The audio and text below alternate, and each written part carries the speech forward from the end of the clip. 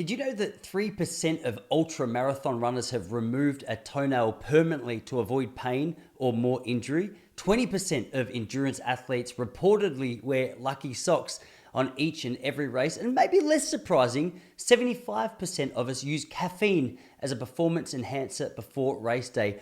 There is no doubt that there's some strange habits and rituals amongst the world of endurance athletes. But today, I want to have a specific look at what may, from the outsider's perspective, look as though it's a really strange habit to be a part of a professional runner's life, and then delve into whether or not there's anything within their practice that could be beneficial to you and I when it comes to performing at a high level.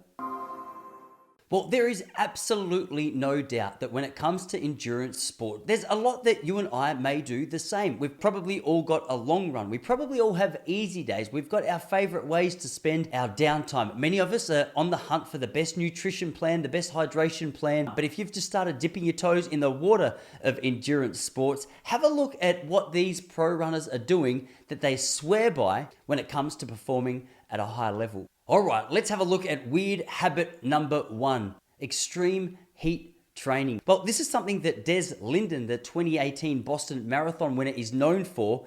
In preparation for the Rio Olympics, she set up a treadmill in her bathroom, ran the shower with hot water, and trained in the resulting hot and humid conditions. Now, perhaps it's no surprise to you, but one of the most common reasons that this particular practice is done is to become comfortable with the conditions that you're going to be competing in. The enclosed space of a bathroom or shower combined with hot water running can create a makeshift heat chamber for acclimatization for training. But what is the actual science behind this? Well, the heat acclimatization improves an athlete's ability to perform in hot conditions by firstly increasing plasma volume, which improves cardiovascular efficiency, B, enhancing sweat rate and reducing electrolyte loss in sweat, and C, lowering the core body temperature at rest and during exercise. So while it might look strange to walk into a bathroom and see someone on a treadmill with the hot water running, the science behind it suggests there could be some real beneficial attributes, specifically if you're getting ready to compete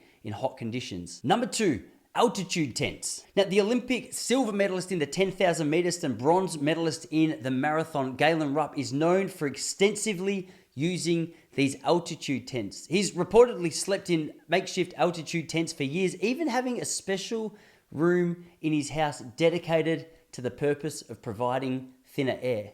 He uses the tent to simulate altitudes of around 10,000 feet, which complements his training camps, which takes place often at places like Arizona. Now, despite the fact the World Anti-Doping Agency have considered banning the use of these altitude tents, at the moment they're allowing the use of these for professional athletes looking for a way to get an edge over their competition. Now, there's a number of ways that you can use this outside of having a room set up in your house specifically to it. The name tent might give it away, but endurance athletes can sleep in altitude tents which simulate high altitude conditions and living at lower elevations. This method is known as sleep high and train low. The athletes gain the physiological benefits of altitude exposure without compromising the benefits of lower sea level training. Now, the science behind altitude has been known for a while, and it's no different with the altitude tents. They obviously reduce oxygen concentration in the air. Typically, they're set at the heights of 8 to 12,000 feet above sea level. The hypoxic or low oxygen environment stimulates the body to produce more red blood cells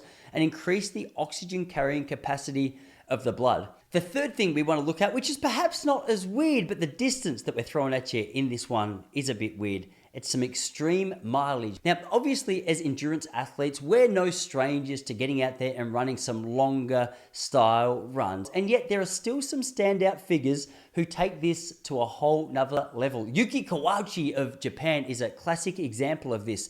At his peak, he is reported running up to 140 miles or 225 kilometers per week. He often races marathons monthly, using them as part of his training. In 2013, he ran 11 marathons, all under the time of 2 hours 20.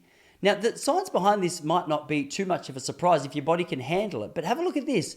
Kawauchi's approach aligned with some of the scientific principles of endurance training, like increased aerobic capacity through consistent high volume training, and naturally, something I think so many of the Japanese athletes are known for over time, increasing your mental toughness when it comes to actually going out there and getting this done. Now, this one has to have a big asterisk next to it because so many of the athletes who try and take on this approach specifically without years and years of build up are going to plateau in performance and are also going to be at a more increased exposure to injuries and niggles. So tread carefully when it comes to increasing your mileage. Now, while we're on the subject of Yuki Kawachi, he's going to add another interesting one to this, and that is, perhaps no surprise, extreme carb loading. How's this? Extreme carb loading. In the 48 hours before a marathon, Kawachi's been known to consume up to 10,000 calories in a day. I don't know if you've ever counted your calories before, but this is a feat in itself. That is one of the most challenging things that I would usually only recommend in the extreme bulk phase of a bodybuilding